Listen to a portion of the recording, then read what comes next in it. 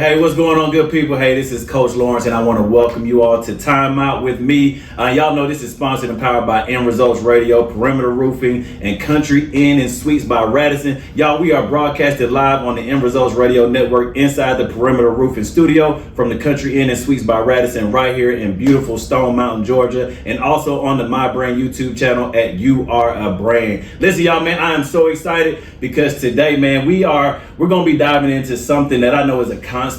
It's a real constant conversation that people are having, and I think it's a conversation that's transcended generations always, you know what I mean? And I get to do it with a very special guest of mine, none other than Dr. Vaughn Gay. Dr. Vaughn Gay is with Holistic Atlanta, man. Thank you so much for tapping in with us, Dr. Gay. You having me here today. Yes, sir, man. So, man, real quick, man, if you don't mind telling the people about who you are, man, what you do. I know you're a fellow ATLian like me, man. You know, DeKalb County. You know, we're very rare. Born and raised here in Atlanta, man. Yes, I think, man, most people I meet, they're not from here, so it's always good when I have a fellow ATL in here, man. So, man, tell the people a little bit about you and what Holistic Atlanta, what do you all provide? Well, listen, number one, that's how you start a show right there, that infectious energy. Yes, right? sir. And that's a little bit of what we do with our practice of Holistic Atlanta.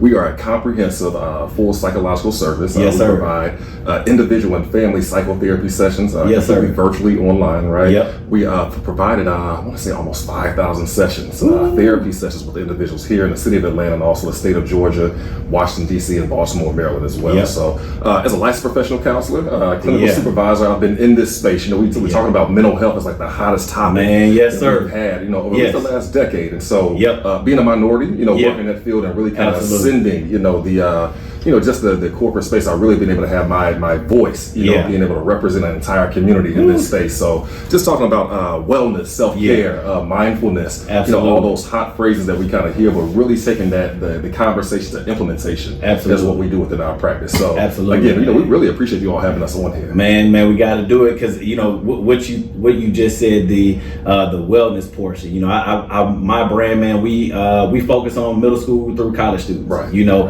and mental wellness and mental health is something that we just kind of skim over, and we really don't dive into it until it's an issue, right? Until there's a problem, and there are so many preventative things. I say preventative maintenance. It's similar to a car. You know, you take care of your vehicle in the interior. You know, your car may look good on the outside, but if you're not doing the preventative maintenance, man, shoot, man, you can have a good looking car, man. The inside of it is jacked up. Right. You know what I mean? And so, man, today, man, you know, the topic of our episode is we live in the Matrix. Okay. You know, I don't know anybody seen the movie The Matrix, man. It was unrealistic. You know, unrealistic world, man. And there were some unrealistic expectations that we have in our world, man, that are really hindering our young people, man, that we see. And again, I always tell students, I was even talking to my son the other day, and I was telling him, man, the stuff that you're hearing, it's stuff that I heard when I was a kid. I heard that my generation was going downhill. Right. You know, I heard that my generation, you know, we're not making good decisions. This is an ongoing thing, and so, man, I think we have to be sure that we're doing things to help increase the chances of our young people to be successful. And so I want to dive in first, man. My first question to you is, what do you believe are some expectations that our society have placed on our young men and young women that you believe are hindering them from making good decisions, right? So, some of the unrealistic expectations, I would say. Right. So, you know, I also have an adolescent psychology clinic down at Children's Hospital downtown Atlanta. So I provide therapy for lots of teenagers here in the city. Yeah. So, you know, I have not even a bird's eye view, I have a one-on-one view of really kind of understanding what life looks like for them. Absolutely. And the whole Matrix analogy is really important because they're like Neo dodging that bullet every single day. Every day. And that bullet could be family. One day it could be things that are going on at school, things that are going on in the community. When we say the community, we mean personal beefs or something that someone said online. Someone may have made up a lie about them. You know, we have some insecurity issues, right? Yeah. So when we're talking about challenges, it's not really different than what we experienced when we were teenagers. Yeah. But it's on steroids now. Oh man. Yeah. The society that we live in, we have 30 and 40-year-olds still trying to figure things out. Absolutely. Still trying to understand who they are as people. Trying to figure out what their self-identity is. And so as I meet with these teenagers in the clinic, their parents are coming in, and their parents are our age now. And I say to myself, you know what? The parents need a little bit of training and education just as much as the kids are. Because that relationship, when it's broken, and we'll kind of go a little bit deeper into it in a second, when that parent-child relationship is broken at home, everything that child experiences is going to be coming through a broken lens. And so that is the biggest issue that young folks are facing right now. And it's leading to a distorted value system as Absolutely. well. And you know, when I think about these unrealistic expectations, you know, one of the constant things that I see are everybody wants to be hard, right? Everybody wants to be from the hood. Now, you know, I go into schools that are in the suburbs, and you have kids that literally believe that they hard, that it's cool to be from the hood, that it's cool to be without, you know. And I'm always like, man, look, man, you a suburban thug. Right. You're not a real thug. You're not real. You really don't want that life. Right. You really don't want to know what it feels like to have to go home and worry about if your neighborhood gonna be shot up. Right. You don't want to know what it feels like to have to worry about somebody trying to sell you drugs on your corner, or worried about if your mom or your daddy is gonna come home. You know, and it's our society, social media, our music, everything has created this unrealistic thought for our young people to think that the way to look cool, the way to look like you somebody, is to be something that you're not. Something that you know, it's actually cool to be from a 2-parent household. It really is. It's actually cool to have a mom that loves you, that ain't verbally abusing you. It's actually cool, man. You don't have to come from nothing and go to something that is a great story. I love those stories, but that don't need to be everybody's story. And I think that sometimes it's so unrealistic that, you know, our society has placed these thoughts on our young people, man. You know, so America does love a good rags to riches story. Yeah. You know, we really do love that within our society. However, everyone's not cut from the same cloth. Absolutely. So our rags don't have to look the same. Yes. Okay? You know, you can come from a 2-parent household, which I did, but we still dealt with a lot of mental illness issues that I didn't even know when I was a kid. Absolutely. My father dealt with substance abuse disorder. Yeah. My mother was dealing with anxiety disorder. Man, right? But they were just 2 black parents just trying to make it in Decatur, Georgia. Yeah, right? Absolutely. You know, with 3 kids. You know, and so when we start to peel back the layers, we understand, listen, I don't have to grow up in I don't have to grow up in 4th Ward like my father did in the 50s and the 60s. You know, at the same time, my authenticity, right? That's what the value is. And so I don't shy away from my story. You know, yes, I grew up in a 2-parent household, but boy, we went through some stuff. Yes, sir. Right. You know, and I also ended up in the 1-parent household. Yep. Right. And also, you know, ended up, being the male in the house. I had to, be the man of the house and all those kinds of things. Yep. You know, it's so much, that we actually did experience. And so authenticity is where really the value is, and young people really need to understand. Oh, man. Listen, you kind of going into my next question. You know, you talked about this, I don't want to say an issue, but the challenge of parents really being able to be engaged to really help our young people, man, and it kind of being a main thing or main challenge. And kind of my next question is, what are you seeing as somebody that works in this arena every day, all day, as being the main issues for our young men and young women today? You know, and as you're thinking about, the parent, but what are some other layers or other parallel issues and challenges that you're seeing as you're working with young people on a day-to-day basis, man? What are some of those main issues? So we're here in Atlanta, right? So let's kind of just talk about what we see here. Because we understand that, Atlanta, quote unquote, influences everything. Yeah, it really does when it comes to pop culture, and social culture, social media, etc. Right? Yep. So in this city, and you and I grew up in this city, right? Yep. Entrepreneurship, college. Oh yeah. Right. Business. Yes, sir.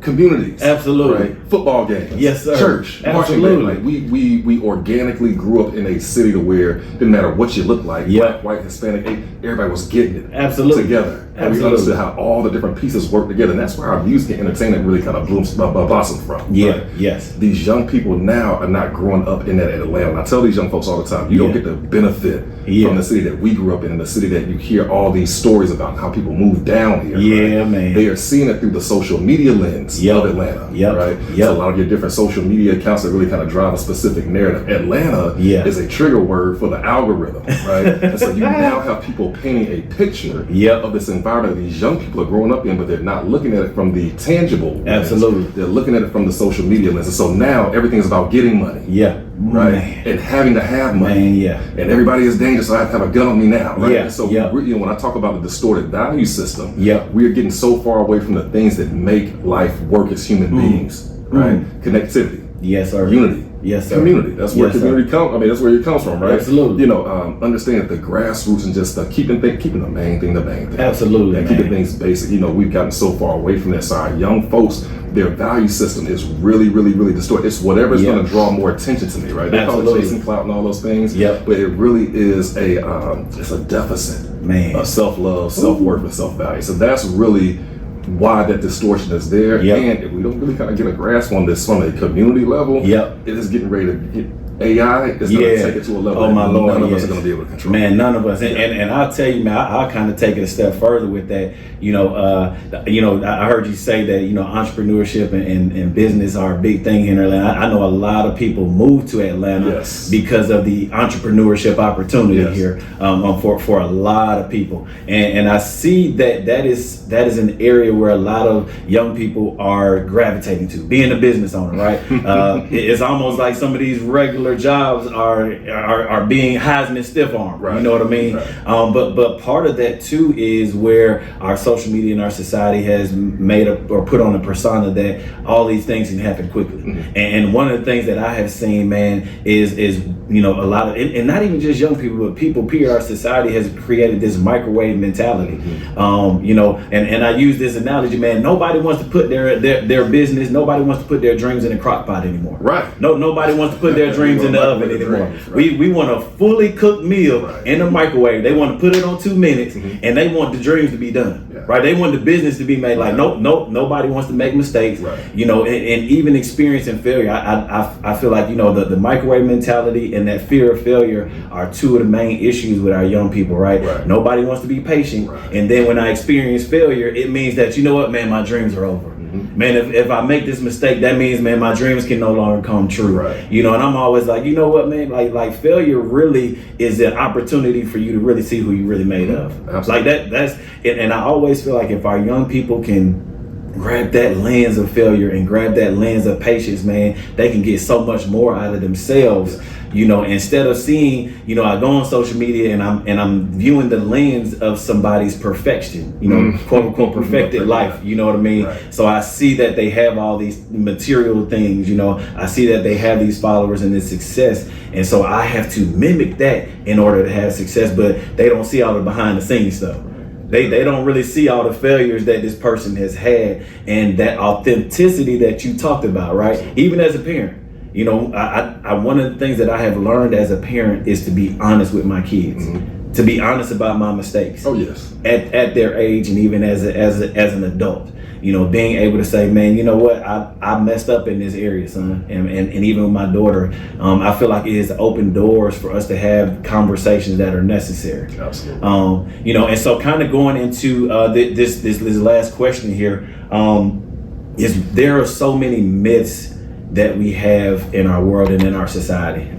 So many myths about what success really looks like.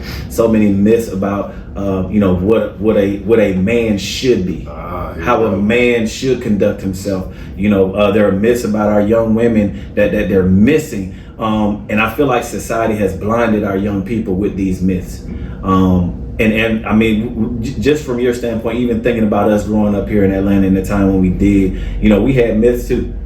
This isn't a new thing, as I said. And so, man, what do you believe are some of the myths that our young people are buying into that are really blinding them? That there is no price to having it all. Oh, right. My goodness. The cost of having it all. Yeah, man. Most are not willing to pay. Ooh. Okay. And when we say having it all, right? The look of having it all. Yeah. The cars. Yeah. Right? The fine partner. Absolutely. Right? The shoes, the drip, the kids looking good, everything. Yes, sir. The trips. Yes, sir. The trips are really taking a lot of good income away from folks. Good investment income, right? Yes, sir. Chasing that. It's a little bit of a personal high that we're chasing. Yeah, right? Absolutely. So we do a lot of these things to put off a look. Yeah. Try to convince people that things are going great in our real life. But a lot of times when you run to people in real life, say, wait a minute, there's not an alignment with what I see tangibly yes, sir. and what we see online. Absolutely. And so one big myth, especially you brought up manhood and masculinity, right? Yep. There's a myth that a young man at 18, 20, 25, it should be man enough to be able to handle everything that's going on in the world. I tell these young teenagers, I say, in about 2 years, when you turn 18, you're going to be expected to handle things on the same level as me as a 40-year-old man is. Right. And I have 22 years of wisdom, experience, losses, and wins above you. And so you have to compete. It's impossible. Absolutely. It's impossible. It is. So it goes back to what you were saying earlier about patience. Yeah. Right? There's a reason why McDonald's doesn't smell like grandma's house. Yeah. It's a reason why McDonald's doesn't smell like grandma's house. Yeah. Grandma took number one, she studied, she listened. Right? And she implemented. Right? Yeah. She was maybe up overnight, putting a couple different spices together, maybe marinate some things so that when it's dinner time, when you walk in that house, it smells warm. It smells warm. Yes, when you walk into when you want something fast and processed, you'll get it, but you're gonna get it by yourself. Absolutely. Right. And that's why when you go into McDonald's, the energy there. Right. It doesn't feel fulfilling. Man. And then you're gonna need some more for a little bit of time. Absolutely. Right? So the same thing when it comes to our personal development. Right. You have to take time. You have to nurture the seeds that you do plant. Man. You can't plant them and a week later you dig them up and look at them and say, okay, how come you haven't grown yet? Man. Right? You gotta trust the process. Come on, man. Right? You have to make sure they go through the different seasons. Absolutely. Right? But once you get that evidence of growth, it unlocks another level in your mind, right? Where you say, okay, I put in all this work and it's working. Yes, sir. The workouts are working out. Right? And so now let me continue this process, right? And now that I've grown it, I can do it again, and now each one reach one. And I can show other people how to be able to do the same thing. Absolutely. That's how we connect and grow. Even you and I, right? Yes, sir. We had a little bit of a chance meet because there was a couple different needs in some places. And I think you and I kind of looked at each other one day in a meeting. You on one side of the table, I was on the other. We was like, I feel dude energy. Let's make sure we connect and do some really good work, right? And so now we're in the harvesting part of that whole seed planting process. The same thing is when it comes to our young folks, right? Man. They are seeds, and we have to. Actually, they are the bed. The gardening bed. We have to make sure we're planting good seeds and make sure that soil is nurtured, right? So over time, these young folks can really turn into like people that we need within our society. Our society needs mature young adults to balance out everything that we else have. Man, that's so good, man. I love the analogy of the of the farmer. Man, people they look down on kind of the agricultural world and looking at what it takes to be a farmer, man. But farmers are some of probably the most successful and most patient people we would probably ever meet. Absolutely. A lot goes into being a farmer, and it's such a parallel to our lives that it's a lot that we could take from farmers, and really thinking about the patience that's necessary. And as I think about some of these myths, man, I was thinking about going back to where we talked about, the thought of what's cool. What really is cool, because there are so many myths about what really is cool. And I'll tell you, I had a talk with my kids one day. All my kids are in different phases of life, but their phases have mirrored each other. No matter when they went into that phase. And so my kids always have gone through a phase where it wasn't cool to take a picture with the family, and post it on social media with my family, where one of my kids, he actually got upset because my wife and I posted a picture, and they knew that their friends would see it, and they were like, man, I don't want my friends to see this. I don't want my friends to see me with my family on social media. And it really threw me and my wife for a loop. We were like, wait, hold on. You don't want your friends to see that you love the family, that you have people that care about you. Like, is it really cool to be broken? Like, is it really cool to look like you are without? And so I'm like, what have we really put into the minds of our young people to say what is cool? Like, is it cool to know what an IRA is before I know what an AR is? Like, is it cool? Like, is it cool to really have the necessities of being a successful and knowledgeable young person, or is it not? So let's talk about it. Really quickly. So there was a small bubble of time. It was 80s and 90s, right? There was a lot of money to be made. Absolutely. Creating an image, right? For newer young Americans. Absolutely. And what happened is that actually locked America's potential. And locked and pushed it away. Yes, sir. Right? If you really kind of look at a lot of the different issues that we have going on, there's a lot of potential. It doesn't matter what race, or gender, right? There's a lot of potential that we've locked away because we've created one image that's acceptable. Degenerate. We have.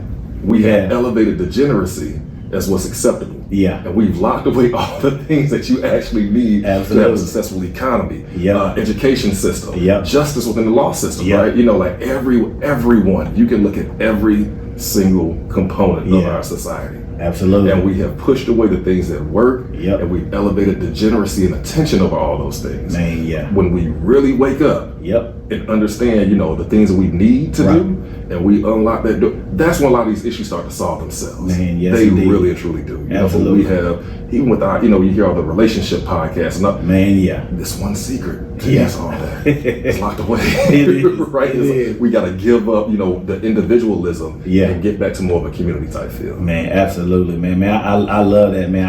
I would like to kind of segue into something real fast, and I real fast. I hope I'm not catching you off guard with this. But I would like to know from, you know, just as a professional in this arena, right? I'm not a professional. I kind of do this with my heart and do this with, you know, what I believe about our young people. But I believe it's important to provide a professional aspect to this. And professionally, what do you believe are some solutions for our young people to become mentally and emotionally healthy? Because one of the things you said, man, that is so key, and I really hope the listeners out here hear this.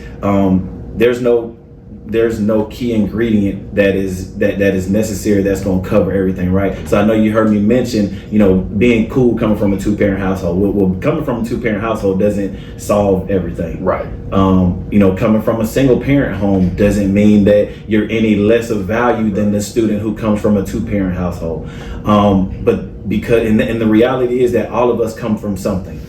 And even when we think about a farmer, the key ingredient that a farmer has for everything that they're growing is they have some dirt. Yes.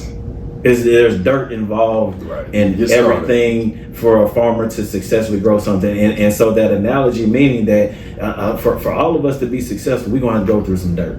We're going to have to go through experiences and life experiences for us to really shape and mold us for who we're going to be. But I believe that the rain is necessary. Yes. The watering is necessary, and that is the nurturing that takes place. And so from a professional standpoint, as parents, as people who are in the community, you know, mentors, coaches, teachers, all these people that have an opportunity to nurture our young people, what do you believe are some of the things that we need to be sure that we're doing collectively in the moments that we have with young people to be sure that they are becoming who they need to be from a mental and emotional standpoint? Right. There'll never be a perfect society. Yeah. Right. You know, we'll never be at a place of perfection. Right. Okay. At the basis of it all, love. Oh man, yeah. Right. Understanding where it comes from, why it is what it's supposed to be. Yes, sir. You know, respecting, you know, the past, you know, people's lives who we've been placed in. Yeah. You know, understanding the most valuable gift that we've all been given is life. Man, yes, sir. Not time, not money, not anything else anybody can say, right? Yep. You know, and understanding the miracle that it takes for us to even be here. Yes, sir. Right? Yes, sir. When we start to look have a holistic view, you know, of things, and we understand, you know, the reason why we're placed in these spaces, whether you're a pastor, a coach, a teacher, a mentor, somebody that just cares. Yeah. Right? You know, that gift was placed inside of you for a reason. Yes, indeed. Right? You know, having an understanding of what love does for people and how it unifies people and how it really kind of just takes away, you know, certain pressures and certain, you know, our young folks call it crashing out, right? And they have a commitment to this. Man. Because it's their way of expressing themselves emotionally. Yep. But it's highly dangerous. Man. Right? Very they also talk about being on demon time, right? Think about some of these things they're talking about, right? Man, It's wrapped in death and destruction. Yep. They're not being fed love. Man. Right? So I listen to them. You know, I don't push young folks away. Yeah. You know, because they have their own world that they exist in. Absolutely. And we can be aloof if we want. Right? You know, there's a old proverb, I want to make sure I get it right. The boy that doesn't feel the warmth of the village will surely burn it down just to feel a level of warmth. My Lord. Man. You know, do with that as you please, right? But it's so very important for us to understand that, there's a lot of learning and healing that we have as adults. Yep. When we reach back down. Absolutely. Right? You're a father. I'm a father. Yep. We get to watch ourselves grow up again. Man. And so even when we're in our divine masculinity and sometimes we frustrated and agitated, we got all these things piling up on us. Yep. We may snap on our sons or snap, right? Yeah. But we get to kind of go back and say, oh, let me do this a little bit differently. Yeah. Let me have these conversations with my young son. Yeah. Let me open up the space for him to be able to emote and express himself so that when he gets 25 and 30 years old, he's in his own relationships. He's not shutting down. Man, yeah. He's not falling into a state of depression. Yeah, absolutely. Right? He's not feeling anxious about what someone is going to say, or someone's going to leave him, or someone's going to, reject him or abandon him, right? Right. We are healing publicly, right? Yeah. In front of our children, right? In front of other adults, right? Because once you start having these conversations out loud, it starts to infect other people. Oh, you know what? Guess what? I've kind of been going through some things too. Oh, well, me too.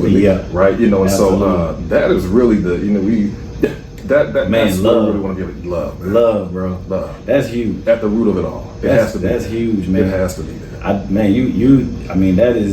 That's something that can be casted so wide. And I think we forget about that simple ingredient. It's very simple. Is love. Love is compassion. It's being patient. Mm-hmm. It's something that, man, you just hit me with something, man. As all of the things that I named, being a coach, being a teacher, being somebody who is a neighbor to a young person, right. Being a parent, being somebody that's walking through the grocery store and seeing a young man or a young woman, behaving a certain way and loving them enough to hold them accountable in love and not demeaning them in that moment. It even takes me back to a moment where I was at a restaurant. I was by myself, and I saw a group of students coming in. They must have been coming in right after school. They were coming into the restaurant, they were eating, a couple of them had hoods on, and so I found myself even like, oh man, hold on, and I had to check myself. I was like, hold on, let me not do that to them, because they just come in to eat, coming in to socialize, right? And they a couple of them went to order some food, the rest of them just kind of sat down, and I started to think like, man, a lot of people may view this particular situation in a negative light. Somebody might clutch their purse. Right. Somebody might, get a little nervous. Mm-hmm. You know what I mean? And so I took it as a moment to really just observe. Just observe what they were doing. And I saw a couple of them go to the fountain to get something to drink, and they were taking some of the little small sample cups and filling it up to get something to drink, right? And I saw one of the young men, he got it, he drunk his little cup, and then he kind of poured a little bit out. I don't know if he mistakenly dropped it on the ground. And I said to myself, do I ignore this moment, or do I use it as a moment to hold him accountable? I don't know this young man, right? And I don't know how he's gonna respond to me, but I said, you know what? If I don't hold him accountable, what is the next moment gonna look like for him? Not in a moment of spilling something to drink, but just carelessly being in somewhere and being reckless with his behavior. And so I said, hey, young man, I said, I know you don't know me, man, but I want you to check something. You in somebody else's establishment right now. Mm-hmm. You just drank something. I'm sure you didn't pay for that drink, but you also are being reckless with, pouring your drink out on that floor. Man, why don't you help them out and clean that up? Right. And that was a moment that I feel like a lot of us don't take. We'll see something and not say something and talk about them later. Right. We'll see something and not say something and put them into a category where they don't belong. Mm-hmm. When we should take the opportunity to love on them and hold them accountable in a loving way, and use these as teachable moments, because I don't really know what that did for that young man. Right. But I'm hoping that moment helped him see, you know what, man, somebody always watching me. Exactly. Somebody's always watching me. Exactly. And I have to always be mindful that even if somebody's not watching me, I owe myself and my family the responsibility to be sure that I'm representing myself at all times. Absolutely. And so, man, I want to take this time out to thank you, man, for being on Time Out with me, man. Yeah. Y'all know we had to take a time out to talk about this matrix. And I want to thank you all for tuning in, whether you all were tuning in on End Results Radio Network right here inside of the Perimeter Roofing Studio from the Country Inn in Suites Radisson and Stone Mountain, or if you were tuning in on the My Brand YouTube channel at UR Brand. But listen, man, y'all, please stay tuned for upcoming shows, or listen to past shows by visiting www.ismybrand.org or endresults.com, and by simply clicking on the current shows button to hear this and many other shows on the network 24/7 or anywhere you'll get podcasts. So listen, parents, coaches, youth leaders, anybody that has students, that's had students at their access, don't forget to be sure that your students have the Huddle subscription on the My Brand app. It's your students' opportunity to engage with me on a weekly basis through the My Brand app. And listen, I gotta thank Dr. Gay again for being on the show today. Man, we had a great show. Man, y'all know this your boy Coach Lawrence with Time Out. Y'all know how I rock, baby. Excellence is a habit, so you must rep your brand right. Let's get it. See y'all next time.